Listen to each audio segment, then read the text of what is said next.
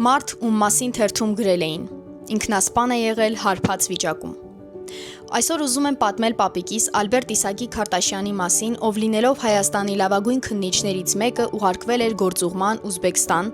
որտեղ քննում էին մեծ, աղմկահարույց, պետական, մութ գործեր եւ իհարկե խանգարում ԽՍՀՄ ղեկավարությանը այդ գործերը իրականացնելու մեջ, որի հետևանքը եղավ ուզբեկական Սելսկայա Պրավդա թերթում 1989 թվականին հրապարակված այս անհեթեթ միտքը, թե պապիկս կախվել է հարբած վիճակում,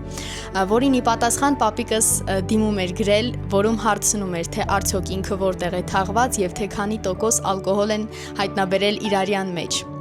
Փառք Աստծուն, պապիկս հիմա էլ ողջ է եւ ինքնասպանության մտքեր իհարկե չունի, եւ ես այս պատմությունը ցանկացա պատմել, որպեսզի մենք բոլորս ճանաչենք մեր մեծագույն հայերին, ովքեր իրենց կյանքը, երջանկությունը, ընտանիքը, կարիերան նվիրաբերել են, որպեսզի մենք բոլորս մի փոքր ավելի ազնիվ ու արդար աշխարհում ապրենք։ Շնորհակալ եմ։